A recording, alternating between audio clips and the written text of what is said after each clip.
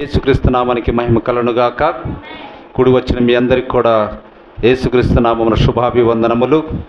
అలాగనే ఈ సమయమందు పరిశుద్ధ గ్రంథము నుండి దేవుని యొక్క వాక్యమును మనము ధ్యానించుకుందాం. ప్రత్యక్షతల గ్రంథము, యేసుక్రీస్తు యొక్క గొప్ప ప్రత్యక్షత గ్రంథము, ప్రకటన గ్రంథంలో నుండి 15వ అధ్యాయము 1, 2, 3, 4 వచనాలు మనం చదువుకుందాం. దయచేసి శ్రద్ధగా వినాలి, చదవాలి. మరియు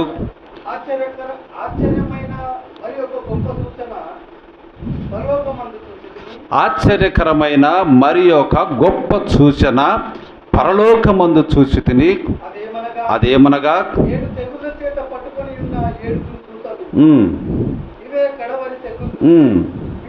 దేవుని కోపము సమాప్తమాయెను. మరియు అగ్నితో కలిసి ఉన్న స్ఫటికము సముద్రం వంటిది ఒకటి నేను చూచితిని.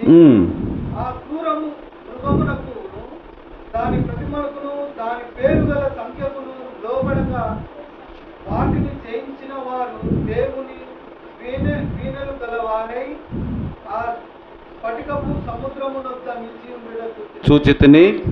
వారు ప్రభువా, దేవా, సర్వాధికారి, నీ క్రియలు ఘనమైనవి, ఆశ్చర్యమైనవి, యుగములకు రాజా, ఈ మార్గములు న్యాయములను సత్యములై ఉన్నవి. ప్రభువా, నీవు మాత్రము పవిత్రుడవు, నీకు భయపడని వాడెవడు,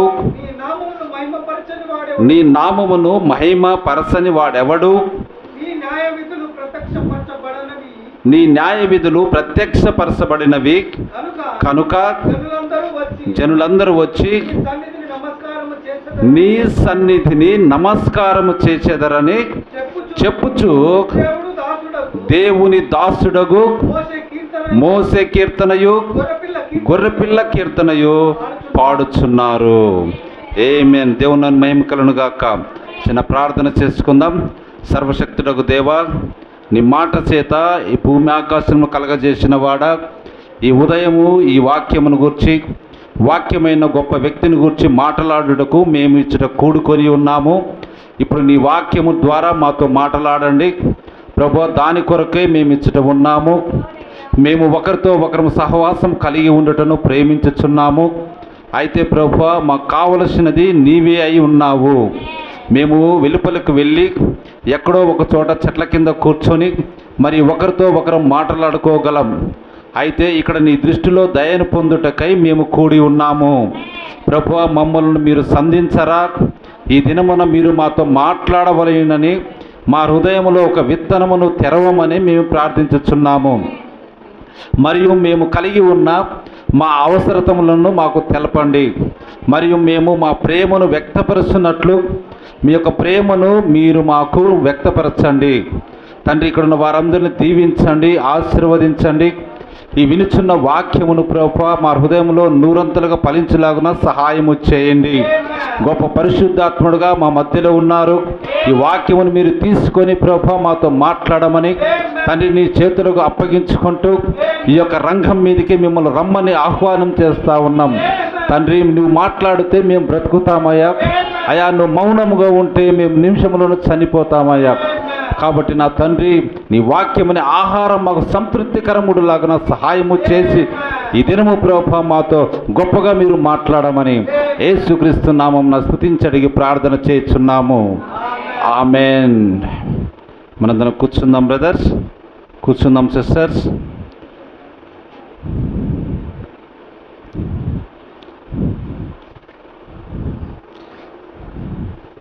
రైట్, చాలా సంతోషం.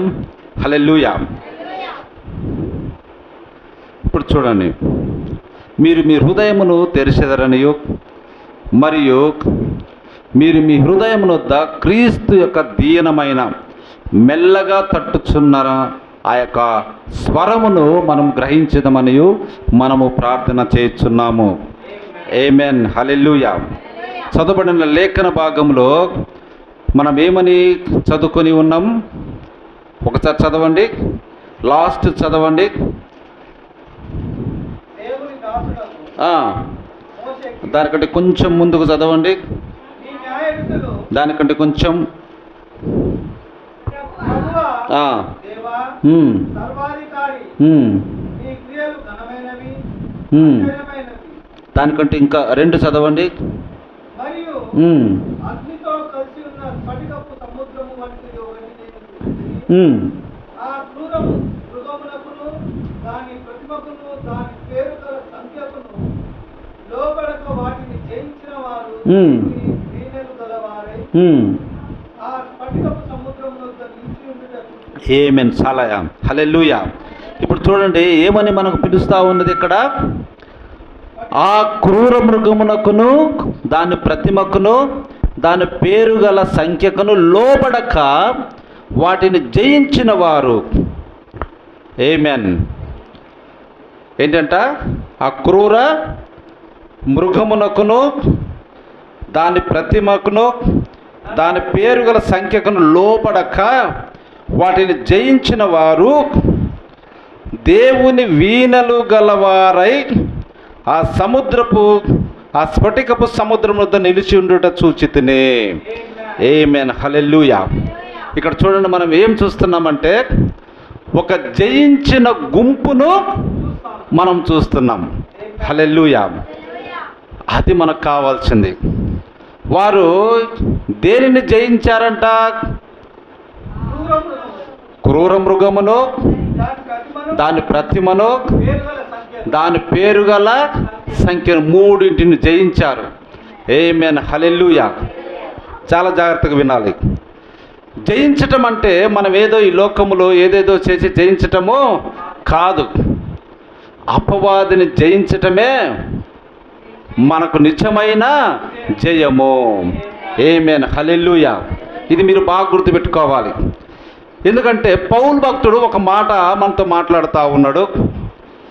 మీరు యుద్ధమును చేసేది ఏదో ఈ లోక సంబంధమైన వారితోటి కాదు, అపవాది తంత్రములను అపవాదిని మీరు ఎదిరించుటకు మీరు సర్వాంగ కవచము ధరించుకోవాలి. ఆమేన్. హల్లెలూయా. మీరేం చేయాలంట? సర్వాంగ కవచమును మీరు ధరించుకోవాలి. దేన్ని ఎదిరించడానికి? అపవాదిని ఎదిరించుటకు. ఆమేన్. హల్లెలూయా. ఇప్పుడు చూడండి, క్రూర మృగమునకును దాని ప్రతిమకును దాని సరేలే ఉండండి దాని అదేంటిది సంఖ్య 3 జయించాలి మనం. హల్లెలూయా. క్రూర మృగము అనగా అర్థం ఏంటంటే రోమన్ క్యాథలిక్ సంఘము. సింపుల్గా ఒకటి ఏంటిదంట? రోమన్ క్యాథలిక్ సంఘం. దాని అధిపతి పోపు. ఇంకేమైనా పైకి పెట్టండి, పెట్టండి. దాని యొక్క సరే కొంచెం సైడ్కి పెట్టు. చూడండి దాని యొక్క ప్రతిమ, ఆ ప్రతిమ దాని యొక్క సంఖ్య మోస్ట్ ఇంపార్టెంట్. వీటిని మనము జయించాలి. పోపు దాని యొక్క అధిపతి. దేని యొక్క అధిపతి? రోమన్ క్యాథలిక్ సంఘం యొక్క అధిపతి. ఆ సంఖ్య, ఆ ప్రతిమ త్వరలో రాబోతూ ఉన్నాయి. హల్లెలూయా. కానీ ఆ క్రూర మృగము అన్నది ఆల్రెడీ ఎప్పటి నుంచి ఉన్నది? క్రీస్తు శకం 325వ సంవత్సరం నుంచే ఆ క్రూర మృగం అన్నది ఉన్నది. ఆమేన్. హల్లెలూయా. దానికి ముందు కూడా ఈ క్రూర మృగము యూదా ఇస్కరేతులో ఉన్నది. యూదా ఇస్కరేతు ఎప్పుడైతే చనిపోయి ఉరేసుకొని, చూడండి యేసుక్రీస్తు వారు చనిపోయి మళ్ళీ తిరిగి 50 రోజుల తర్వాత పెంతెకోస్తు అనే పండుగ దినాన పరిశుద్ధాత్ముడు ఎప్పుడైతే దిగి వచ్చాడో యూదా ఇస్కరేతులో ఉన్నటువంటి ఈ అపవాది ఆత్మ కూడా అక్కడ మళ్ళా దిగి వచ్చినట్టుగా మనం చూస్తూ ఉంటాం. మొదటి సంఘ కాలములోనే ఈ అపవాది సంఘములో ఉండి నికోలాయితుల బోధగా అది సంతరిస్తూ ఉన్నది. అప్పటి నుండి మరియు రాబోయే ప్రతిమ, దాని సంఖ్య 666, వీటన్నిటినీ జయించిన ఒక గుంపు ఇక్కడ మనకు పరిశుద్ధ గ్రంథంలో కనపడతా ఉన్నది. హల్లెలూయా. మనము కూడా ఈ వాక్యము ద్వారా ఇప్పుడు క్రూర మృగాన్ని మనం జయిస్తూ ఉన్నాం. హల్లెలూయా. దేవుని మహిమ కలుగును గాక. ఇప్పుడు వీళ్ళందరూ బ్రతికిన వారై ఎక్కడ నిలబడి ఉన్నారు? స్ఫటికము వంటి సముద్రము వద్ద నిలబడి, చూడండి ఏమి కలిగి ఉన్నారంట వాళ్ళ దగ్గర? దేవుని వీణలు గలవారై. ఆమేన్. హల్లెలూయా. దేవుని సముద్రం, అది మీకు ప్రకటన గ్రంథం లాస్ట్ అధ్యాయాలలో దొరుకుతుంటుంది. అక్కడ నిలబడి వారు ఏమని చెప్తా ఉన్నారు? ప్రభువా, దేవా, సర్వాధికారి, చూడండి, సర్వాధికారి, నీ క్రియలు ఘనమైనవి, ఆశ్చర్యమైనవి, యుగములకు రాజా, నీ మార్గములు న్యాయములను సత్యములై ఉన్నవి. ఇలా అంటూ మోసే కీర్తనయు గొర్రెపిల్ల కీర్తనయు పాడుతూ ఉన్నారు. హల్లెలూయా. దేవుని నామానికి మహిమ కలుగును గాక. అది జయించిన గుంపు ఇక్కడ మనం కనపడతా ఉన్నది. అలాగనే మనము కూడా జయించిన గుంపులో ఉంటే ఈ గుంపులో మనం ప్రత్యక్షం అవుతా ఉన్నాము. ఆమేన్. హల్లెలూయా. ఇది ముందు జరగబోయేదాన్ని ఇప్పుడే మనము చూస్తూ ఉన్నాం. ఆ గుంపులో మనం నిలబడి దేవుని వీణలు గలవారమై, దేవుని యొక్క పట్టణము దగ్గర స్ఫటికం అంటే సముద్రం, స్పష్టంగా నీళ్లు కనపడుతున్నాడు. ఆ సముద్రం దగ్గర మనం ఉండి దేవుని వీణలు గలవారమై దేవుని మనము ఈ రీతిగా స్తుతించబోతా ఉన్నాము. ఆమేన్. హల్లెలూయా. మోషే కీర్తన, గొర్రెపిల్ల కీర్తన మనము పాడబోతా ఉన్నాము. ఆమేన్. హల్లెలూయా. కాబట్టి గుర్తుంచుకోండి, మీరు లేక నీవు విశ్వాసివి కాని ఎడల, మరియు క్రీస్తుని ఎన్నడను అంగీకరించని ఎడల, చూడండి, మనము విశ్వాసి కాని ఎడల మరియు క్రీస్తుని ఎన్నడూ అంగీకరించని ఎడల, ఈ దినం మనం ఏం చేస్తున్నాము?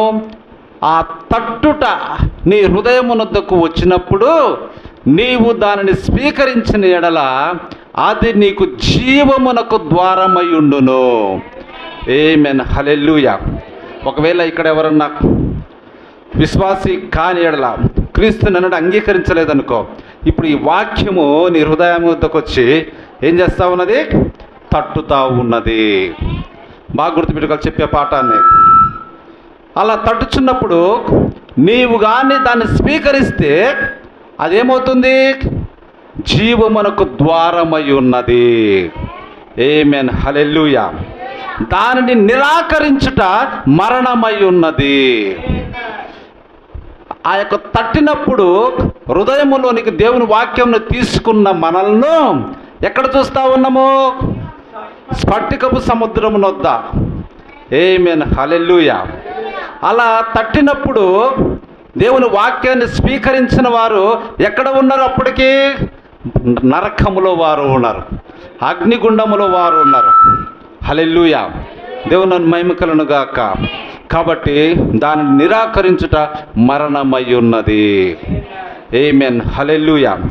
కాబట్టి అందు నిమిత్తమే నమ్మగలిగిన ప్రతి విశ్వాసికి ఒక తెరవబడిన ద్వారం ఉన్నదని చూపించుటకే ఈ ఉదయము మనం ఇచ్చట ఉన్నాము. అలా స్వీకరించిన ప్రతి ఒక్కరికి ఏముందంట? తెరవబడిన ద్వారం ఉన్నది. ఆమేన్. హల్లెలూయా. అది మనల్ని స్ఫటికపు సముద్రం వద్దకు తీసుకొని వెళ్తుంది. దేవుని మహిమ కలుగును గాక. హల్లెలూయా. ఇప్పుడు చూడండి, మనము వీరంతా ఏమని చెప్పుకున్నాం? ఒక విజయము సాధించిన వారు.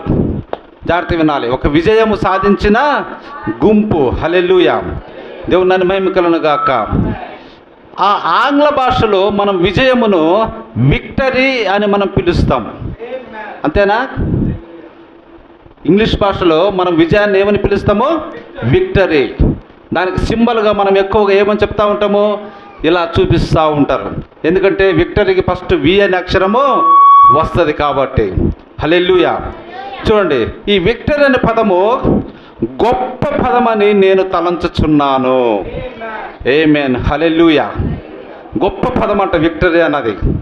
దాని భావం ఏమనగా, మీరు మీ శత్రువును ఓడించి ఉన్నారు, మరి మీరు జయించి, మరియు మీరు ఒక జయమును పొందిన జయశీలి అయి జయమును పట్టుకున్న వాడవని అర్థము. ఆమేన్. హల్లెలూయా. ఎందుకంటే జయించిన వారే ఇక్కడ కనపడతా ఉన్నది. ఆల్రెడీ చెప్పబడింది, క్రూర మృగమును దాని ప్రతిమను దాని సంఖ్యనైనను జయించిన వారు వీరంతా. హల్లెలూయా. దేవుని మహిమ కలుగును గాక. కాబట్టి ఈ విజయోత్సవముతో పాడుచు మరియు ఆనందించెదము. మనము కూడా క్రీస్తుని దగ్గరికి వచ్చాం. మనకిక ఏ శిక్షా విధియో లేదు. మనం సర్వాంగ కవచమును మనం ధరించుకుంటే మనం అపవాదిని జయించిన వారిమే. ఆమేన్. హల్లెలూయా. కాబట్టి ఇచ్చటి జనులు ఆ అగ్నితో మరి స్ఫటికముతో కలిసి ఉన్న సముద్రము వంటి ఏదో ఒక దాని వద్దకు వచ్చి ఉన్నట్లు మనం చూస్తూ ఉన్నాం. వారు మృగం మీదను, వాడి యొక్క ప్రతిమ మీదను, వాడి నామం యొక్క సంఖ్య మీదను, ఆ ముద్ర మీదను జయమును పొంది ఉన్నారు. ఆమేన్. హల్లెలూయా. హల్లెలూయా. కాబట్టి అవతలి గట్టు వైపు ఆ అగ్నితో కలిగిన సముద్రపు నొద్ద విజయశీలులుగా నిలబడుకొని సర్వశక్తుడకు దేవునికి స్తుతి గీతములు పాడుచుండురి. ఆమేన్. హల్లెలూయా. కాబట్టి వీళ్ళు అదే చేస్తూ ఉన్నారు. ఇప్పుడు చూడండి, విజయమును గురించి మనం మాట్లాడుటకు విజయోత్సవ దినములు లేదా విక్టరీ డేస్, ఈ రీతిగా విజయోత్సవ దినమును గురించి తలంచినప్పుడు అది మనలను యుద్ధమును గురించిన ఆలోచన తీసుకొని వచ్చును. మనకు విజయం అంటే దాని అర్థం ఏంటి? పోరాటము, యుద్ధము. దాని ఆలోచనలు మన దగ్గరికి తీసుకొని వస్తాయి. హల్లెలూయా. ఇప్పుడు చూడండి, ప్రవక్త చెప్తా ఉన్నాడు, నీతిమంతుడైన హేబేలు రక్తం మొదలుకొని లోకము మానవ రక్తంతో తడిసిపోయి ఉన్నది. భూమిని తాకిన మొట్టమొదటి మానవ రక్తము నీతిమంతుడైన హేబేలు రక్తమై ఉన్నది. ఆమేన్. బాగా గమనించండి, ఆదాము అవ్వ పాపం చేసినప్పుడు ఎక్కడికి వచ్చేసారు? ఏదైనా తోట నుంచి బయటికి వచ్చారు. ఆ తర్వాత వారికి ఎవరెవరు పుట్టారు? హేబేలు, కయ్యూను పుట్టాడు. చూడండి, ఫస్ట్ కయ్యూను, తర్వాత హేబేలు పుట్టారు. ఆ తర్వాత ఇంకా చాలామంది పిల్లలు, మగపిల్లలు, ఆడపిల్లలు పుట్టారు ఆదాము అవ్వలకు. అయితే మొట్టమొదటిగా ఈ రక్తము అన్నది శరీరం నుంచి బయటకు వచ్చి భూమి మీద పడిన ఆ యొక్క రక్తము ఎవరిదై ఉన్నది? హేబేలుదై ఉన్నది. భూమిని తాకిన మొట్టమొదటి మానవ రక్తము నీతిమంతుడైన హేబేలు రక్తమై ఉన్నది. మరియు అతను తన రక్తమును కార్చుటకు కారణమేమనగా అతడు దేవునితో సరిగా ఉండుట వలననే. బాగా గమనించండి, రక్తము మొట్టమొదటి రక్తం, ఇంకప్పటికి ఎవ్వరి రక్తం చిందింపబడలే. హేబేలు యొక్క రక్తమే చిందించబడింది. ఎందుకు చిందించబడింది? ఈ దినము కూడా అదే జరుగుతూ ఉందండి. మీరు బాగా గుర్తుపెట్టుకోండి, ఈ దినము దేవుని కొరకు నిలబడిన వ్యక్తుల మీద ఎన్ని అభండాలు, ఎన్ని కల్పితాలు, ఎన్ని తిరస్కారాలు, ఎన్ని లేనిపోని మాటలు. చూడండి, ఆ దేవుడు ఇట్టంట, ఈయన ఇట్టంట, వాళ్ళంటే, వీళ్ళు గొర్రెలంట, అలా అదంట, ఇదంట. అబ్బా, ఎన్ని ఈ ప్రపంచంలో ఎన్ని చండాలపు పేర్లు పిలువబడతాయో అన్ని చండాలమైన పేర్లతోటి ఈ దినము క్రైస్తవులను పిలుస్తూ ఉన్నారు. ఎక్కడన్నా దొరికితే వారిని చంపటానికి కూడా ఈ దినము వెనుదిరగటం లేదు.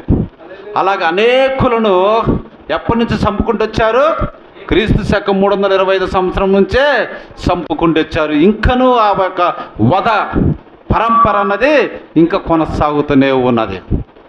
ఆ గ్రహం స్టెన్స్ ఒరిస్సాలో అతని యొక్క 2 కుమారులను కారులోనే తగలబెట్టినట్టుగా మనం చూస్తూ ఉన్నాం. అంతేకాదు ఇంకా అనేకులను కొట్టి చంపి తగలబెట్టినట్టుగా మనం చూస్తూ ఉన్నాం. ఇప్పుడు మనం జీవిస్తున్న ఈ దినాలలో చూడండి ఎంత దారుణమో. అంటే వీరందరినీ ఎందుకు ఈ విధంగా లోకం చేస్తున్నది? దేవునితో సరిగా అతడు దేవునితో సరిగా ఉండుట వలననే. ఏ కారణం లేదండి. దేవునితో సరిగా ఉంటే చూడండి, లోకానికి లేదా అపవాదికి ఎంత కుల్లో, ఎంత అసూయ, అది భరించలేకపోతున్నారు వాళ్ళు. ఎందుకంటే వారు నిత్య జీవము కలిగిన వారు. ఆమేన్, హల్లెలూయా. దేవుని మహిమ కలుగును గాక. మరియు దేవుడు హేబేలు అర్పించిన అర్పణను అంగీకరించను. ఆమేన్, హల్లెలూయా. ఆ గొర్రెపిల్లను అతడు విశ్వాసము ద్వారా దేవునికి అర్పించను.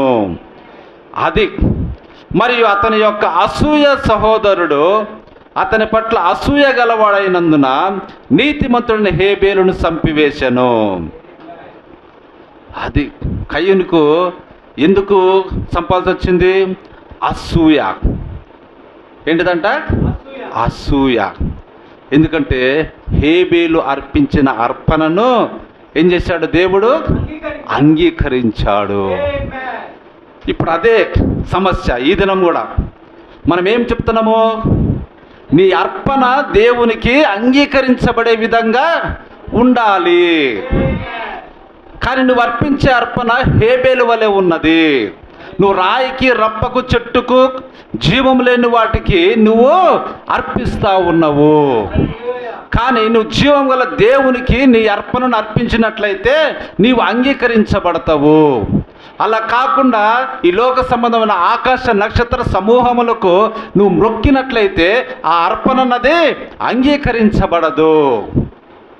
అలా చేసినట్లయితే నీకు నరకం ఉన్నది.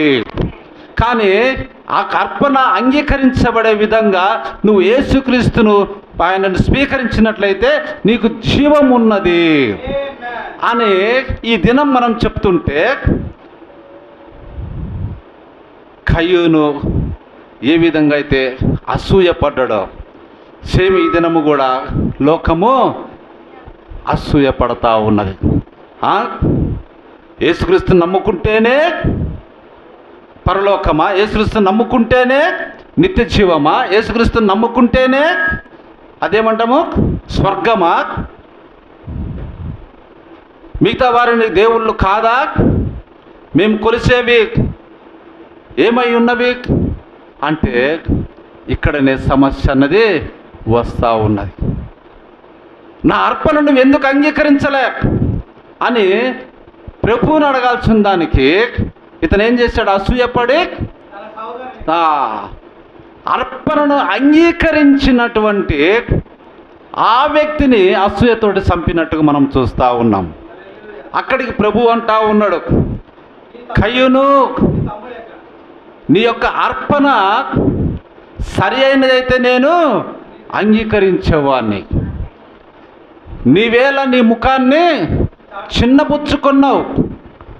నీవు సత్క్రియ చేసిన ఎడల నీకు మేలు, కానీ నీ క్రియ సత్క్రియ కాదు.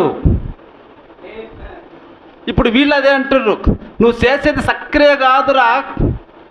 నువ్వు రాయి, రప్పకు, చెట్టుకు, మొక్కుకు మొక్కుతున్నావు, ఆకాశ నక్షత్రాన్ని మొక్కుతున్నావు, పూజలు పునస్కారాలు అవన్నీ చేస్తున్నావు. అవి నిజానికి దేవుళ్ళు ఎంత మాత్రము కాదు. కాబట్టి అది సత్క్రియ కాదు. దాన్ని బట్టి నీ అర్పణ అంగీకరించటం లేదు అంటే అర్పణను అంగీకరించబడుతున్న వారి మీద అసూయతోటి ఈ దినము రగిలిపోతూ ఉన్నారు. ఆ దినం నుంచి ఈ దినం వరకు అదే కార్యక్రమము జరుగుతూ ఉన్నదండి. అది మనము గమనించాలి. కాబట్టి ప్రియ సంగమ, మొట్టమొదటిగా నిశ్చయంగా పాత భూమి హేబేలు, నీతిమంతుడైన హేబేలు. హల్లెలూయా. అక్కడ రాయబడి ఉంటుంది ఏంటిదంట? నీతిమంతుడైన హేబేలు. ఆమేన్, హల్లెలూయా.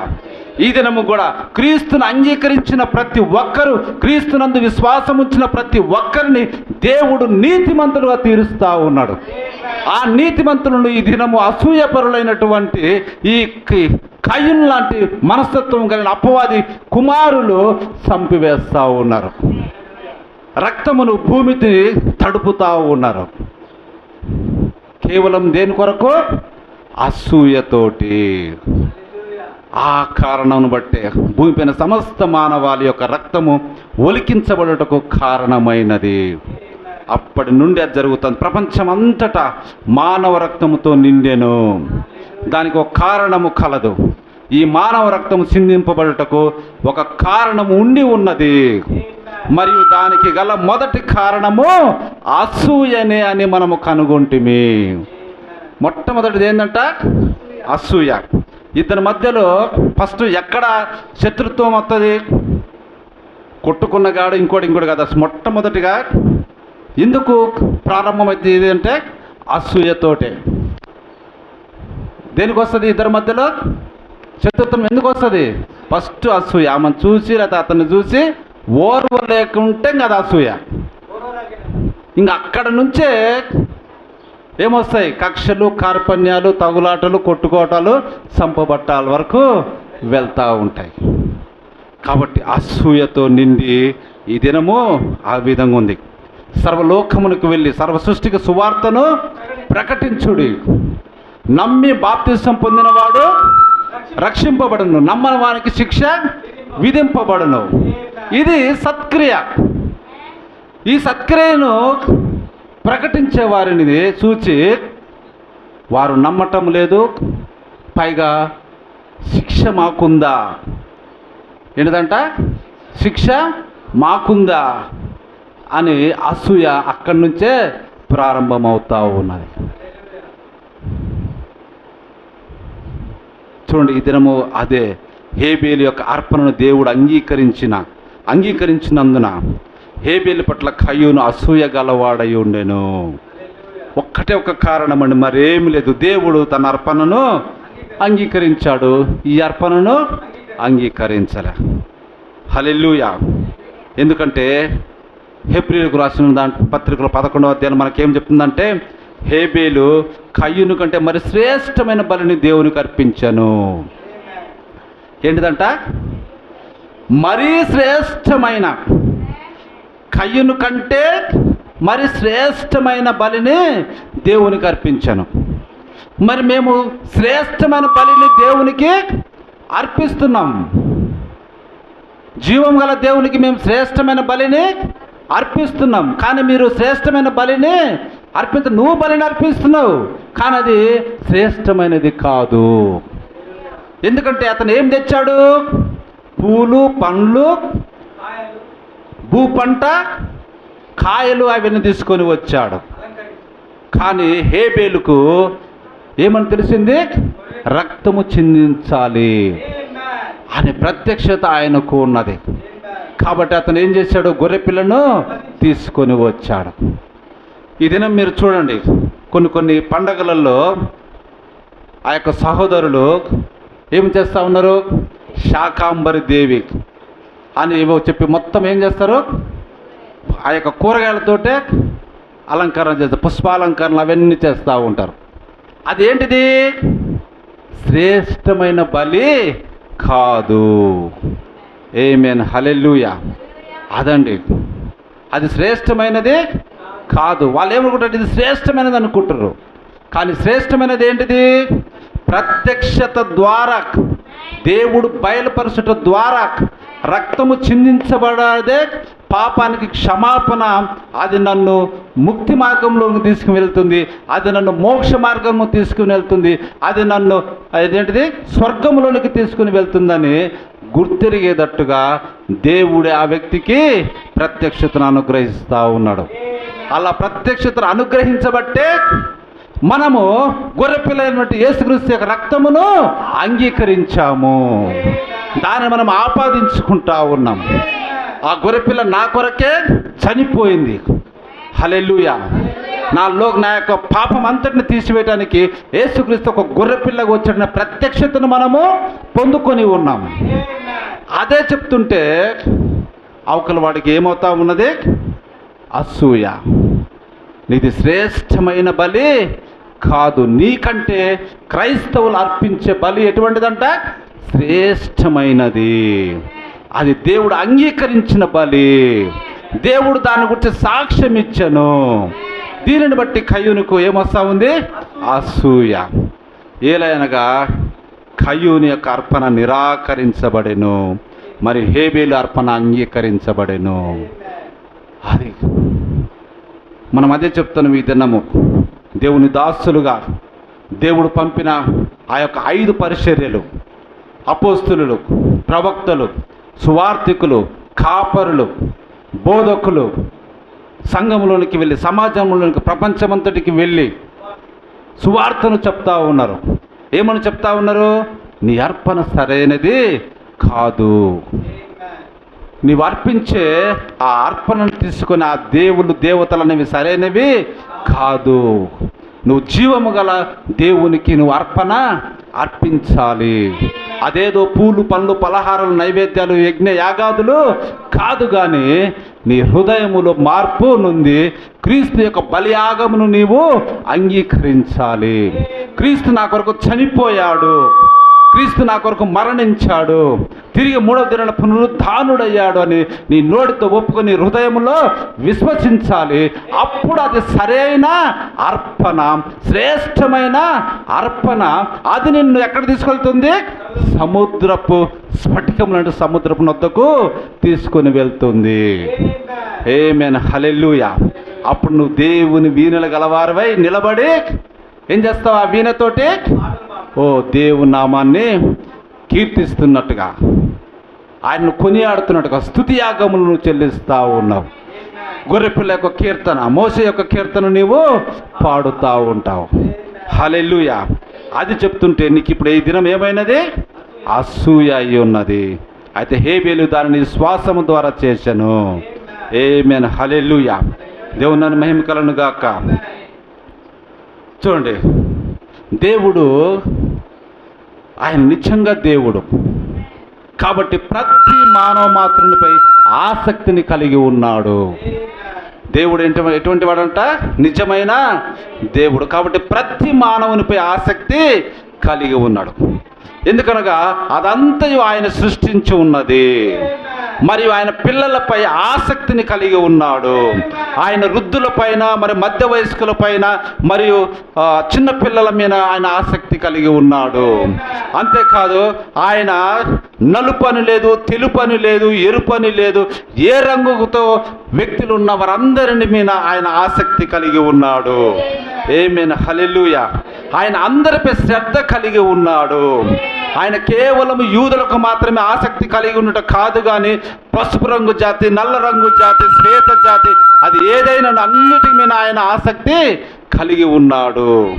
ఆయన సర్వ మానవ జాతి అంతటిపైన ఆసక్తిని కలిగి ఉన్నాడు. ఆమేన్, హల్లెలూయా. దేవుని మహిమ కలుగును గాక. కాబట్టి మానవ జాతిని తన వాక్యంపై, దేవుడు ఒక్కడే అనే ఒకే ఒక అంశంపై దృష్టి కేంద్రీకరించాలని ప్రయత్నిస్తూ ఉన్నాడు. ఇంకొంచెం సౌండ్ దిగి పర్లేదు. హల్లెలూయా. తగ్గించి పర్లేదు. మానవ జాతిని దేని మీద ఉంచాలంట? దేవుడు ఒక్కడే అనే అంశంపై కేంద్రీకరించాలని ప్రభు ప్రయత్నిస్తూ ఉన్నాడు. హల్లెలూయా. దేవుని మహిమ కలుగును గాక. కాబట్టి దేవుడు ఒక నిర్దోషమైన ప్రజ్ఞామయమును, పాపమును తీసివేసి సమస్త మానవాళిని రక్షించుటకు ఆయన తనంతట తానుగా మానవునిగా మారెను. ఆమేన్, హల్లెలూయా. దేవుని మహిమ కలుగును గాక. కాబట్టి ఇదిగో లోక పాపమును మోసుకొని పోవు దేవుని గొర్రెపిల్లని బాప్తిస్మిచ్చు యోహాను ఎంతో చక్కగా దానిని ఉదాహరించినట్టుగా మనం చూస్తూ ఉన్నాం. హల్లెలూయా.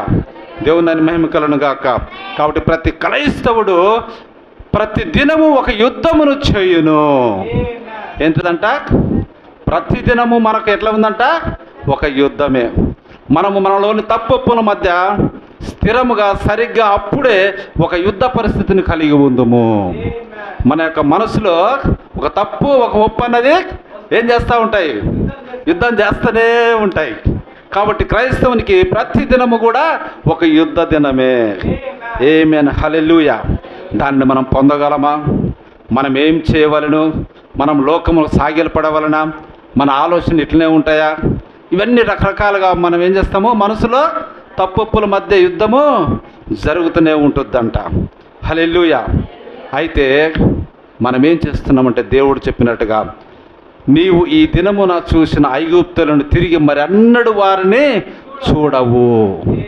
ఆమేన్, హల్లెలూయా. ఎటువంటి దినం అది? అది ఒక విజయోత్సవ దినము. ఆమేన్, హల్లెలూయా. ఎప్పుడైతే నీ మనసులో తప్పుల మధ్య పోరాటం అనేది జరుగుతూ ఉంటుందో, నీ వాక్యమును తీసుకుంటే, ఏ వాక్యం అది? నీవు ఈ దినమున చూసిన ఐగుప్తీయులను తిరిగి మరి అన్నడు చూడవు. ఎక్కడికి వచ్చారు వాళ్ళు? ఎర్ర సముద్రం దగ్గరికి వచ్చేసారు. అక్కడి నుంచి సైన్యము తరుముకుంటూ వస్తుంది. ఇక లాస్ట్ డే అది యుద్ధము, అక్కడ ఫుల్ యుద్ధము జరగాలి యాక్చువల్గా. అయితే ఇప్పుడు ఏంటి, మనం చిక్కబడిపోయినాం. ఎనిక్కిపోవటమా, వాళ్ళకు లొంగిపోవటమా, లేకపోతే ముందుకు కొనసాగటమా? ఏ పరిస్థితి అక్కడ లేదు. ముందు చూస్తే సముద్రం, వెనక చూస్తే ఫరో సైన్యం. ఏం చేయాలా? పెద్ద యుద్ధం అది. మైండ్లో తర్జన భర్జనలు. మోషే ఏం చేస్తావు? ఇప్పుడు చూడండి, అయితే ప్రభు ఏం చెప్తా ఉండంటే, నీవు ఈ దినమున చూసిన ఐగుప్తులను తిరిగి మరి అన్నడు వారిని చూడవు. హల్లెలూయా. ఏం చేస్తున్నాడో చూడమని చెప్తున్నావా? ఎందుకు చూడవు? ముందు చూస్తే ఇది ఉండే, వెనక చూస్తే వాళ్ళు వస్తుండే. మరి ఇంక ఈ దినమే లాస్ట్ వాళ్ళు చూసిన తర్వాత మేము చూడమా? ఏం చేస్తున్నాడో అర్థము కాలే. కానీ మనం వాగ్దానం నమ్మిన ఎడల మార్గము నీకు దొరుకుతుంది. ఆమేన్, హల్లెలూయా. ఏంటిదంట? మనము వాగ్దానమును నమ్మిన ఎడల మనకేం దొరుకుతుంది? మార్గం అన్నది దొరుకుతుందండి. హల్లెలూయా. కాబట్టి ఈ యొక్క మైండ్లో తప్పుల మధ్య యుద్ధం జరుగుతున్నప్పుడు మనము వాక్యం వైపు చూసినట్లయితే మరి ఎన్నడూ ఈ లోకమును యొక్క తప్పును అనేది మన దరిదాపులు దరిచేయవండి. ఆమేన్, హల్లెలూయా. కాబట్టి ఆ దినం ఏమైంది? అంతా ముగిసిపోయింది, అంతా అయిపోయింది. అప్పుడు ఏమన్నాడు ప్రభు? మోసే నీ యొక్క కర్రను సముద్రం వైపు చూపు. ఆమేన్, హల్లెలూయా. పాయలుగా చీల్చిపడేశాడండి ప్రభు. ఎండిన నేల అయిపోయి ఉన్నది. ఇంచుమించుగా 20 లక్షల మంది దాటే పెద్ద రహదారిలాగా ఏర్పడి ఉన్నది. ఆమేన్, హల్లెలూయా. ఎంతమంది దాటాలి? 20 లక్షల మంది సముద్రం దాటాలి. 1 కిలోమీటర్ ఉందనుకోండి, లేకపోతే 2 కిలోమీటర్లు ఉందనుకోండి, దాన్ని మొత్తం దాటాలి. ఎంత రహదారి కావాలి వాళ్ళకు? దాంతో ఇంకా గొడ్లు, గోదాలు, గొర్రెలు, వాళ్ళకి సంబంధించిన అవన్నీ కూడా పశు సంపద అంతా దాటాలి. హల్లెలూయా. ఎంత పెద్ద రహదారి ఎండిన నేలగా ఉండి వారికి మార్గమును చూపించింది. ఆ రాత్రంతా వారు ఏం చేశారు? వడివడిగా సముద్రాన్ని దాటిపోయారు. హల్లెలూయా. అప్పటి వరకు ఆ యొక్క ఆ యొక్క ఐగుప్తు సైన్యమును వీరి దరిదాపులకు రాకుండా అగ్నిస్తంభం ఏమైనది? వారి మధ్యలోకి వచ్చి అగ్ని వెలుగుతూ ఆ అగ్ని దరిదాపులకు ఎవరిని రానియకుండా చేసింది. హల్లెలూయా. ఆ తర్వాత వారును సముద్రాన్ని దాటాలని ప్రయత్నం చేస్తే దేవుడు ఏమని వాగ్దానం ఇచ్చాడు? ఈ దినము చూసిన ఐగుప్తులను తిరిగి మరి అన్నడు చూడవు. వారు దాటితే మళ్ళీ చూస్తారు, కానీ దేవుని వాక్యము తప్పిపోవడానికి వీల్లేదండి. కాబట్టి సముద్రము పొర్లి మరి ఏమైనది? వారందరినీ కూడా సముద్రంలో ముంచి వేసింది, శత్రు సైన్యమునంతా. హల్లెలూయా. దేవుని నన్ను మహిమ కలుగును గాక. చూడండి, ఎటువంటి దినం అది? విజయోత్సవ దినము. శత్రువును ఓడించిన దినము. ఎవరి సహాయముతోటి? హల్లెలూయా. దేవుని సహాయముతో. ఇక్కడ నిలబడిన ఈ గుంపు స్ఫటికపు సముద్రము లాంటి అక్కడ నిలబడిన గుంపు అంతా కూడా విజయం సాధించిన గుంపు.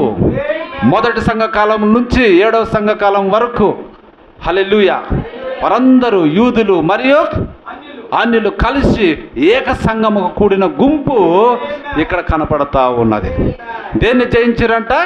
మృగమును. ఏ మృగము? క్రూర మృగం. అదేంటిది? రోమన్ క్యాథలిక్ యొక్క ఆచార పద్ధతులు. అదే క్రిస్మస్, అదే అవన్నీ ఈస్టర్, తర్వాత రకరకాల పూలు దాన్ని చెప్పుకుంటూ పోతే ఇన్నే ఉంటాయి. లెంటి దినాలు, 40 రోజుల లెంటి దినాలు, ఇట్లాంటి అన్నీ అవే అన్నమాట. దాన్ని అసలు మనం జయించాలి. మెయిన్ ముఖ్యంగా అది తెలుసుకోలేక మనం ఏం చేస్తున్నామంటే దాని లోపలికి చిక్కుబడతా ఉన్నాం. ఏం చేయించారంట వాళ్ళు? క్రూర మృగమును, దాని ప్రతిమను, అది రాబోతా ఉన్నది ప్రతిమ, దాని యొక్క సంఖ్య 666, అది ముందుకు రాబోతా ఉన్నది. ఈ క్రూర మృగం ఎప్పటి నుంచి? మొదటి సంఘకాలం నుంచే సంఘములో ఉన్నది. హల్లెలూయా. వాటిని జయించిన వారు విజయ గీతమును పాడతారు. ఇప్పుడు ఎప్పుడైతే ఎర్ర సముద్రం నుంచి ఈ గుంపు అంతా 20 లక్షల గుంపు బయటికి వచ్చిందో వెంటనే ఏం చేస్తూ ఉన్నది? తెల్లారింది. అప్పుడు ఏం చేస్తూ ఉన్నారు? వాళ్ళు విజయోత్సవ దినాన్ని గడుపుకుంటా ఉన్నారు. విక్టరీ దినమును వాళ్ళు గడుపుకుంటా ఉన్నారు. వెంటనే ఏం చేసిండ్రు వీళ్ళు? ఏం చేశారంట? ఆ యొక్క దాటిన తర్వాత ఎప్పుడైతే సైన్యం, ఆ యొక్క శత్రువులంతా అగ్నిగుండంలోనికి వెళ్ళిపోయారో, దేవుని యొక్క కృపను బట్టి రక్షణలోకి వచ్చిన వారందరూ ఎక్కడికి వచ్చారు? సముద్రపు స్ఫటికం దగ్గరికి. సముద్రం దగ్గరికి వచ్చినప్పుడు ఏం పట్టుకున్నారు వాళ్ళు? దేవుని వీణలు కలవారై. ఎందుకంటే అది విక్టరీ దినము, వారికి పాటలు పాడుతూ ఉన్నారు. మరి వీళ్ళు కూడా ఆ యొక్క ఎర్ర సముద్రం దాటిన తర్వాత ఏం చేస్తూ ఉన్నారు? వెంటనే ఆ మిరియాము వీణ తీసుకున్నది. తనతోటి ఉన్న స్త్రీలందరూ వీణలను తీసుకున్నారు. వారందరూ వాయిస్తూ ఉన్నారు, కీర్తనలు పాడుతూ ఉన్నారు, ఓ దేవుని కొనియాడుతూ ఉంటే మిగతా మగవాళ్ళు, పురుషులు, చిన్నలు, పెద్దలు అందరూ కూడా వారికి ఏమైనది? ఆ దినము ఆనందం, విజయోత్సవ దినము. అక్కడ మనము నిర్గమకాండం లాస్ట్ అధ్యాయంలో చూస్తే ఆ విజయోత్సవాన్ని జరుపుకున్నట్టుగా మనం చూస్తూ ఉంటాం. హల్లెలూయా. దేవుని మహిమ కలుగును గాక. కాబట్టి ఏదో ఒక దినమున క్రైస్తవులు కూడా మరొక విజయోత్సవ దినము వచ్చును. అది నిజమండి. హల్లెలూయా. ఇంకా కొంచెం ముందుకు వెళ్దాం, కొంచెం ఓపిక పట్టుకోండి. ఇప్పుడు చూడండి, యెహోషువ ఎవరు? అది అయిపోయింది. యెహోషువ నాయకత్వంలో ముందుకు వచ్చారు. యోర్దన్ దగ్గరికి వచ్చారు. హల్లెలూయా. యోర్దన్ దగ్గరికి వచ్చాక బాగా వర్షాకాలం. ఎప్పుడెప్పుడు వచ్చారు? తీరా బాగా వర్షాకాలం, వర్షం బాగా పడుతున్న కాలములు అవి. ఆ యొక్క యోర్దాన్ నది గట్ల మీద నుంచి కూడా పొంగి పొర్లుతూ ఉన్నది. అంటే ఇప్పుడు కృష్ణా నది ఉంది మనకు, భద్రాచలం మనం చూస్తూ ఉంటాం. ఎంత పెద్దది? 5-6 కిలోమీటర్లు వెడల్పు అనుకోండి. అంత వెడల్పు, లోతు కూడా ఉంటుంది. అయినా అదేం చేస్తుంది? నిండిపోయి ఇంకా ఎక్కువయ్యి నీళ్ళు ఊర్ల మీదకి, భద్రాచలం అంతటికి కూడా వస్తున్నట్టుగా మనం చూస్తూ ఉంటాం. అంటే ఎంత వాటరు ఏ సమయంలో వస్తుంది? వర్షాకాలంలో. అటువంటి వర్షాకాలంలో ప్రభు ఏం చేశాడు? ఈ సైన్యాన్ని నడిపించాడు. ఇశ్రాయేలు ప్రజలను దాని దగ్గరికి తీసుకెళ్ళాడు. హల్లెలూయా. ఇప్పుడులాగా మనకు కాటన్ ద్వారా బ్రిడ్జిలే లేదండి. వారికి ఏం చేశారు? గోదావరి నది మీద కాటన్ ద్వారా బ్రిడ్జిలు కట్టిండేమో. ఇప్పుడు మనకు బ్రిడ్జిలు లేవు ఇక్కడ. ఏ బ్రిడ్జి లేదండి. లేకపోతే తీగల వంతెన ఏమీ లేదు. ఇప్పుడు తీసుకొచ్చి మీరు దాటండి. ఏమని చెప్తా ఉన్నాడు? మీరు దాటండి. అసలు నీకు మైండ్ ఉందా? మైండ్ లేదా? జనరల్గా మనం అనుకుంటాం, ఇన్ని నీళ్ళతోటి ఎవడన్నా దాడతాడా? ఇప్పుడు దాడతావా యొక్క గోదావరి నదిని? గట్ల మీద కూడా పారి భద్రాచలంలోకి, ఊర్లలోకి వచ్చి మొత్తం ఊర్లూర్లు కొట్టకపోతుంటే నీవు ఇప్పుడు నది నీవుకలు చావకలు దాటగలవా? ఆమేన్. హల్లెలూయా. దేవుని మహిమ కలుగును గాక. కానీ ప్రభు ఏమంటున్నాడు? నువ్వు ఇదే సరైనది, నువ్వు దాటాల్సిందే. మిమ్మల్ని మీరు సిద్ధపరచుకోండి. మీ ముక్కులకు, చెవులకు, కాళ్ళకు, నడుములకు ఎక్కడెక్కడైతే ఏమైతే ఉన్నాయో ఆ యొక్క బంగారం అలంకరణ, నీ గోళ్ళకు పెయింట్ ఉందేమో, నీ కాళ్ళకు పెయింట్ ఉందేమో, నువ్వు లేకపోతే అదేంటిది మైదాలు వేస్తావేమో, లేకపోతే గోరింటాకులు పెడతావేమో, లిప్స్టిక్లు పెడతావేమో, ఐబ్రోస్ చేస్తావేమో. చూడండి, వీటన్నిటిని నువ్వు అక్కడ తీసేసి 3 దినాలలో మీరు దాటబోతా ఉన్నారు. మిమ్మల్ని మీరు శుద్ధి చేసుకోండి. ఆమేన్. హల్లెలూయా. ఏమని చెప్తా ఉండి ఇక్కడికి వచ్చారక? మిమ్మల్ని మీరు శుద్ధి చేసుకోండి. శుద్ధి చేసుకున్న వారందరూ ఎక్కడికి వెళ్ళారు? వాగ్దానము చేయబడిన దేశంలోనికి వెళ్ళారు. ఆమేన్, హల్లెలూయా. యెహోషువ ఆజ్ఞాపిస్తా ఉన్నాడు దేవుని మాటను బట్టి, మిమ్మల్ని మీరు శుద్ధి చేసుకోండి. అక్కడ క్లియర్గా ఉంది, మీ ముక్కులకున్న వీటిని అన్నిటిని మీరు తీసివేయండి. అందుకే ఈ దినము అమ్మ క్రైస్తవులు అంటే ఈ యొక్క బంగారం వెండి వాటితోటి మనం అలంకరింపబడటానికి వీలు లేదమ్మా అని చెప్తున్నాం. పౌలు భక్తుడు కొత్త నిబంధనలు కూడా వెలగల బంగారం లాంటి వెలగల చీరలు వెలగల వాటితోటి మనం ఎన్నడూ అలంకరించుకోకూడదని క్రైస్తవ తగిన ఉండని చెప్తా ఉన్నది. చూడండి, అయితే మన అనేకమైన సంఘములు, రోమన్ క్యాథలిక్ సంఘం, నువ్వేదైనా పెట్టుకొని రా, మాకేం అభ్యంతరమో లేదు. నువ్వు దేవుడికి అర్పణ చేస్తే చాలు, పూజిస్తే చాలు. అయితే అది శ్రేష్టమైన అర్పణ కాదు. అదే చెప్తున్నా. అదేంటిది? క్రూర మృగం. రోమన్ క్యాథలిక్ ఆచారాలు ఏంటివి? క్రూర మృగం. దాన్ని నువ్వు జయించాలా, అది చెప్పేది. కాబట్టి దాన్ని నువ్వు జయించాలి, శుద్ధి చేసుకో. నువ్వు నడువు అంటే అప్పుడు ప్రజలందరూ ఏం చేశారు?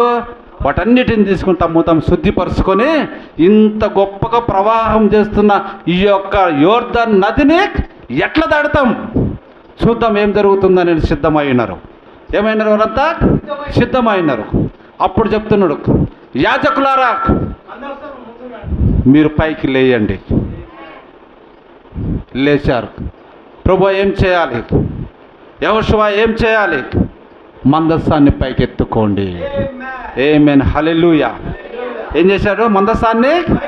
మందస్సం అంటే ఏంటిది? దేవుని వాక్యమై ఉన్నది.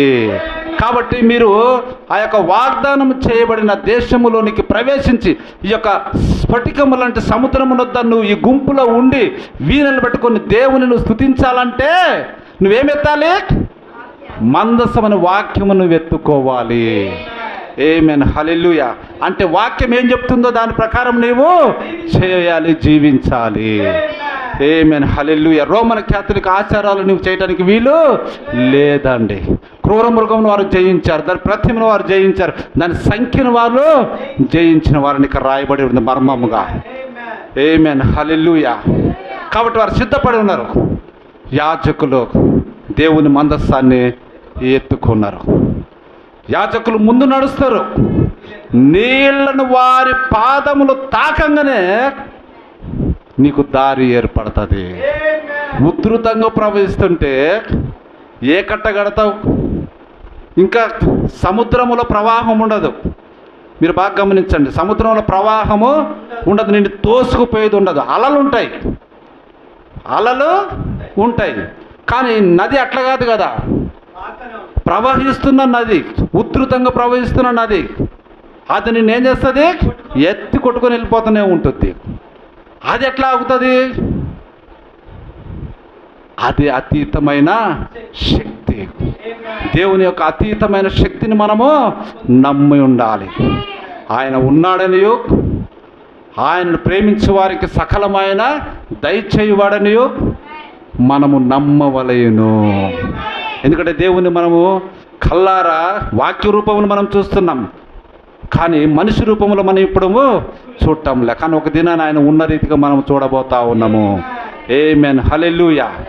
కాబట్టి ఇది ఎట్లా జరుగుతుందో మనకు తెలియదు. కానీ ఎప్పుడైతే యాజకులు లేచి ఆ యొక్క కాళ్ళను నీళ్లకు తగలగానే దూరముగా ఏమైందంట? దూరముగా ప్రవాహం ఆగిపోయింది. ఆమేన్, హల్లెలూయా. దూరంగా ప్రవాహం ఆగిపోతే ఉన్న నీళ్ళన్నీ వెళ్ళిపోతాయి. ఎండిన నేల మళ్ళీ అక్కడ పొడి నేల. ఆమేన్, హల్లెలూయా. చూడండి ఎంత ఆశ్చర్యం, ఎంత అసలు ఈ కార్యము చేసి వారు అవకలకి దాటిపోయారు. ఎప్పుడైతే దాటిపోయారో అక్కడ వారికి ఏమొచ్చింది? విజయోత్సవ దినము, విక్టరీ డే అక్కడ ఉన్నది. రావాలి త్వరగా. విక్టరీ దినముగా ఉన్నది. హల్లెలూయా. వారు అవకలు అనుకుంటా ఉన్నారు, పక్కన ఏమున్నది? అవకల యెరికో పట్టణం ఉన్నది. అవకల ఏమున్నది? ఆ యెరికో పట్టణం కూడా వాగ్దాన దేశంలో ఉన్నది. ఆమేన్ హల్లెలూయా. అది వారు స్వతంత్రించుకునే దేశము, దేవుడిచ్చిన దేశంలో యెరికో పట్టణము ఉన్నది. యోర్దాను దాటుతున్న వారు ఎక్కడికి వెళ్తారు? యెరికో పట్టణం, దాని మైదానము, దాని ఒక ప్రాంతంలోనికి వెళ్తారు. వారు అనుకుంటా ఉన్నారు యెరికో పట్టణం వాళ్ళు అంత ప్రవాహాన్ని దాటి వీళ్ళు వస్తారా? పైగా ఎప్పుడు వచ్చారు వీళ్ళు? బాగా వర్షాకాలంలో వచ్చిర్రు. మొత్తం కొట్టుకొని పోతారు, మనకి ఏమీ కాదు అని వాళ్ళు అనుకున్నారు. కానీ ఎప్పుడైతే అంత ఉధృతమైన ఆ యొక్క యోర్దాను నదిని ఎండిన నేల మీద నడిచి బయటికి వచ్చేసారో ఒక్క ఆత్మ కూడా నశించకుండా, ఆమేన్ హల్లెలూయా. అప్పుడు వీళ్ళకు ఏమైపోయినది? గుండెలు ఆవిసిపోయినాయండి. భయము పుట్టుకొచ్చింది. బలాఢ్యులు కూడా వణికిపోయారు. వాళ్ళ కాళ్ళు, వాళ్ళ నడుము ఏమైందంట? సడలిపోయింది. సడలిపోయి ఏం చేశారు? కోటలోనికి దాక్కున్నారు. యెరికో చుట్టూ ఏమున్నది? పెద్ద గోడ ఉన్నది. ఆ కోటలోనికి సమస్త ప్రజలు వెళ్ళి దాక్కున్నారు. కనీసం యుద్ధం చేయటానికి కూడా ఒక్కడికి కూడా ధైర్యము లేదండి. ఒక్కడి కూడా యుద్ధము చేయటానికి ధైర్యము లేక దాక్కొని ఉన్నారు. ఆ యెరికో గోడలు ఎంత పెద్దవి అంటే రథాలు పరిగెత్తేటువంటి అంత పెద్ద గొప్పవి, అంత బలమైనవి, అంత ఎత్తువి. ఓ దేవుని మహిమ కలుగును గాక. చూడండి, వీరు వచ్చి యోర్దాను దాటి ఆ యొక్క కనాను దేశమునకు వచ్చి అక్కడ ఉన్నటువంటి పంటను చూసి తింటా ఉన్నారు. హల్లెలూయా. అది వారికి ఒక విజయోత్సవ దినము.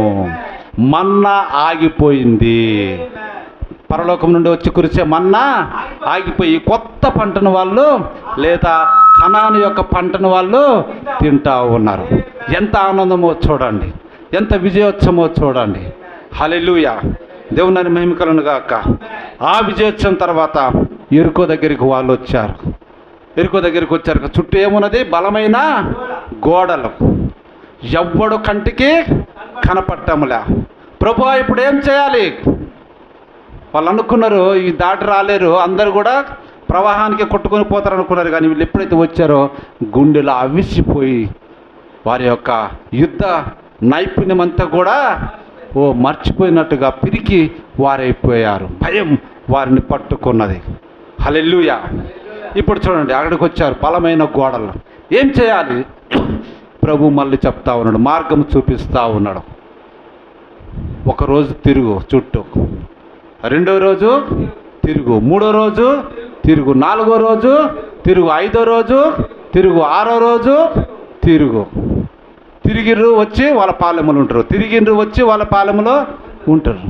ఈ లోపల ఉన్న వాళ్ళకి ఏం జరుగుతుందో తెలియటంలే. వీళ్ళేంది తిరుగుతున్నారు పోతున్నారు అని వారు అనుకుంటా ఉన్నారు. కానీ 7వ దినము వచ్చింది. హల్లెలూయా. 7వ దినం ఏం చెప్తా ఉన్నాడు? ఇప్పుడు మీరు గట్టిగా అరవాలి, బూరలు గట్టిగా ఊదాలి. హల్లెలూయా. ఒకసారి కాదు తిరగాల్సింది, 7 సార్లు తిరగండి. హల్లెలూయా. తిరిగి గట్టిగా బూరలు ఊదేసి ఆ యొక్క అరుపులు పెట్టారక గోడలన్నీ కూడా పునాదులు పగిలిపోయి గొప్ప విక్టరీ. ఆమేన్ హల్లెలూయా. దేవుని మహిమ కలుగును గాక. హల్లెలూయా. దేవుని మహిమ కలుగును గాక. చూడండి ఎంత విక్టరీయో. కాబట్టి ఇంకా అలా మనం ముందుకు చెప్పుకుంటూ పోతే ఎన్నో విక్టరీ దినాలు మనం చూస్తూ ఉన్నాం. హల్లెలూయా. యెహోషువ గురించే పోరాటం చేస్తూ ఉన్నాడు, యుద్ధం చేస్తూ ఉన్నాడు. పొద్దు కుంగిపోతానున్నది, శత్రువులు తప్పించకపోతే మళ్ళీ వాళ్ళు బలపడతారేమో.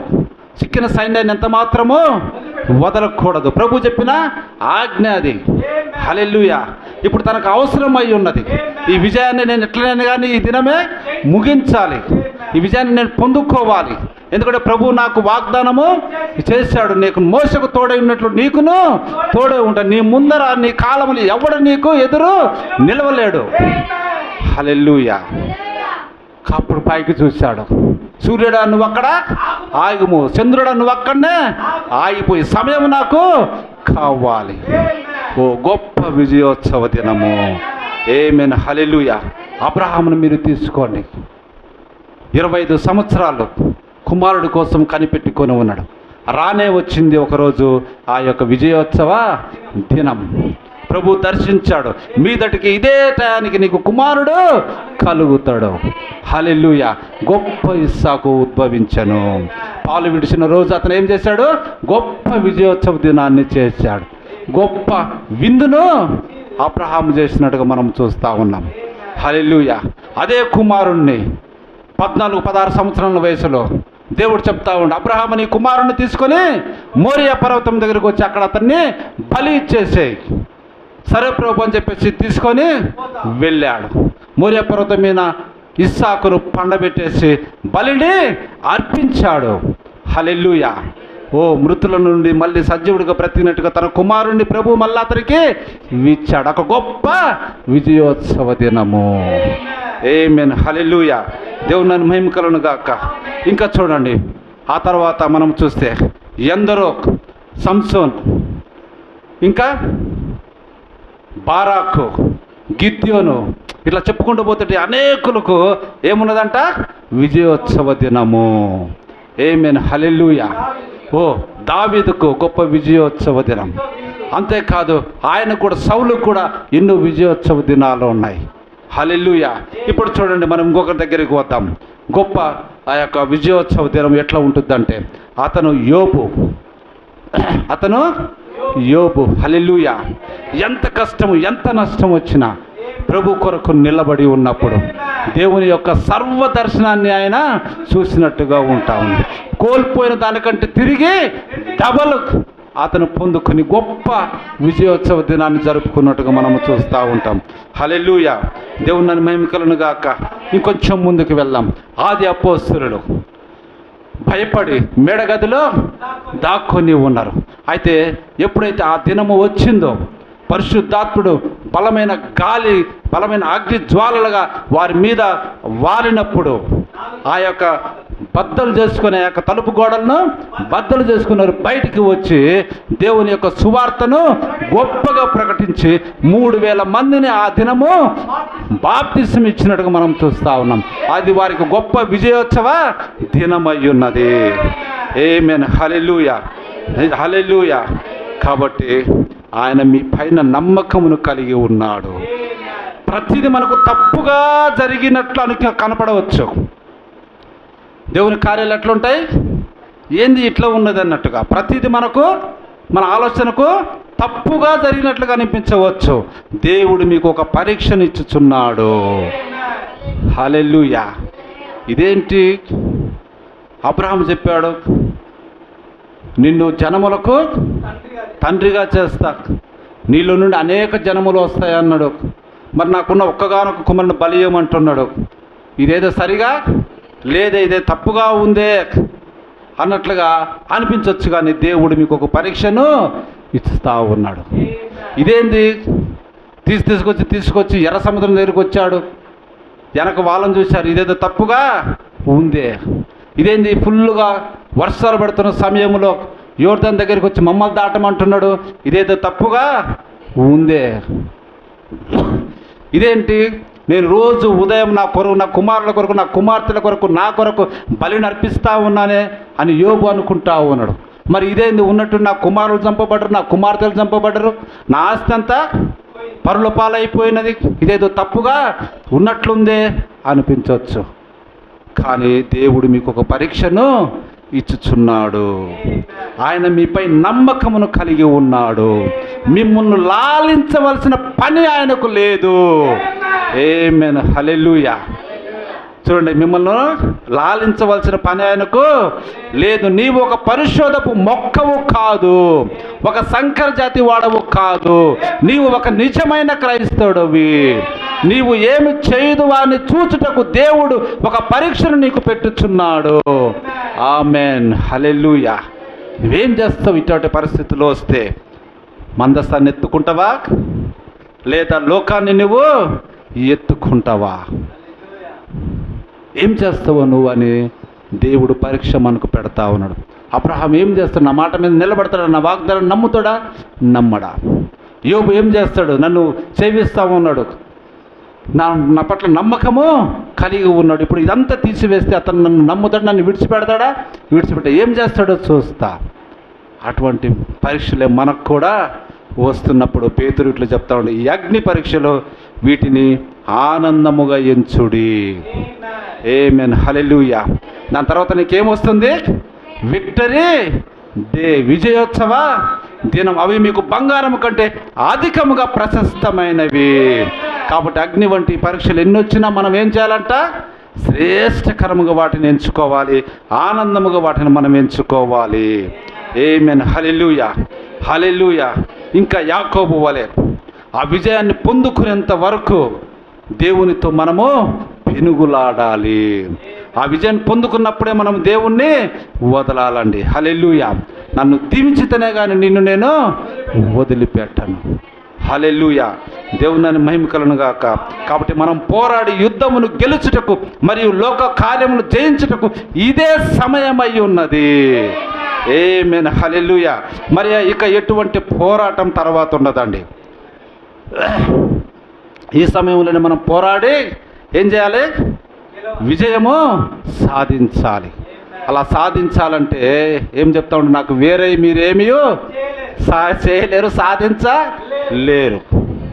శరీర కార్యములను మనం జయించాలంటే మన వల్ల కాదు, నా ఆత్మతోనే ఈ కార్యము జరుగుతుంది. ఆత్మను మనం కలిగి ఉండి మనం శరీర కార్యములను చంపివేయాలి. హల్లెలూయా. కాబట్టి క్రీస్తు ఆత్మను కలిగిన దేవుని ఆత్మను మనము కలిగి ఉండాలి. పరిశుద్ధాత్మను మనము కలిగి ఉంటే లోకమును జయించగలము. ఆమేన్, హల్లెలూయా. ఇక్కడ ఈ గుంపు క్రూర మృగమును, వాడి ప్రతిమను, వాడి సంఖ్యను జయించి స్ఫటికం వంటి సముద్రంలో నిలబడి దేవుని యొక్క సన్నిధానములో దేవుని యొక్క వీణలు గలవారై హల్లెలూయా ఎంత సంతోషంగా విజయోత్సవ దినమును జరుపుకుంటా ఉన్నారు. హల్లెలూయా. ఇదే గుంపులో మనము కూడా ఉండబోతా ఉన్నాము. ఆమేన్, హల్లెలూయా. ఇక మరి అక్కడ ఎటువంటి పోరాటము ఉండదు. అక్కడ పోయిన తర్వాత ఇంకా ఏ పోరాటము లేదండి. అక్కడ ముగింపు ప్రార్థన చేయబడును. ఏమైందంట? ఇక అక్కడ ముగింపు ప్రార్థన చేయబడింది, అయిపోయిందండి. అక్క ఏం లేదు అక్కడ. ఇక ఎన్నటికీ ప్రార్థన కూటములు ఉండబోవు. ఈ ప్లేస్లోకి వచ్చిన తర్వాత ఇంకా ప్రార్థన కూటాలన్నవి ఉండవు. ఎందుకంటే ఎవరిని రక్షించడానికి ప్రార్థన కూటాలు ఉంటాయి? అందరు రక్షించబడిన వారే ఉంటారండి. ఇక రక్షించుటకు జనులకు ఎటువంటి తావు లేదు, స్వస్థపరచుటకు ఇక ఎటువంటి వ్యాధి అనేది అక్కడ ఉండదు.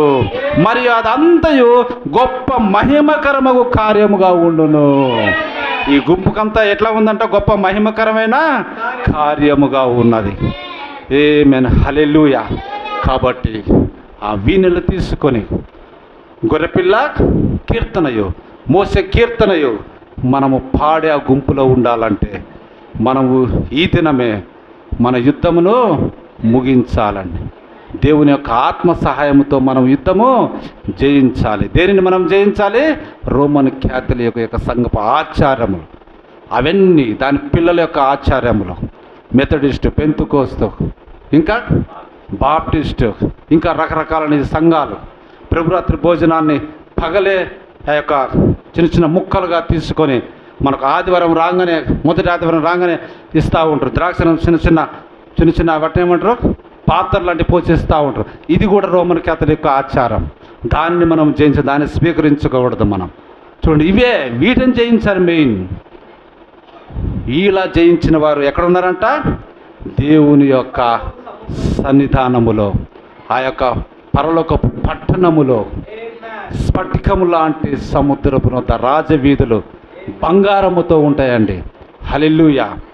అటువంటి రాజవీధులలో మనం నడిచి ఏమని ప్రభువును మనం స్తుతిస్తామంట? ప్రభువా, దేవా, సర్వాధికారి, నీ క్రియలు ఘనమైనవి, ఆశ్చర్యమైనవి, యుగములకు రాజా, నీ మార్గములు న్యాయములను సత్యములై ఉన్నవి. ప్రభువా, నీవు మాత్రము పవిత్రుడవు, నీకు భయపడని వాడెవడు, నీ నామమును మహిమపరచని వాడెవడు, నీ న్యాయ విధులు ప్రత్యక్షపరచబడినవి కనుక జనములందరూ వచ్చి నీ సన్నిధిని నమస్కారం చేసేదరని చెప్పుచు కీర్తనలు పాడారు. ఆమేన్, హల్లెలూయా. కాబట్టి ఇటువంటి గొప్ప గుంపులో దేవుడు కూడా మనల్ని ఉంచి ఆయన ఆత్మ ద్వారా మనం జయించిన వారంగా ఉండాలని, విశ్వాసమే మన విజయం. కాబట్టి మన విశ్వాసం కలిగి క్రీస్తునందు ఈ విజయములో పాలిపాత్రలు కావాలని ఈ దినం ప్రభు మనకు హెచ్చరిస్తూ ఉన్నాడు. దేవుడు తన పరిశుద్ధ వాక్యమును దీవించునుగాక. దేవుడు మనలందరినీ కూడా దీవించునుగాక. తలలు ఉంచినట్లయితే మనం ప్రార్థన చేసుకుందాం. బంద్ చేసే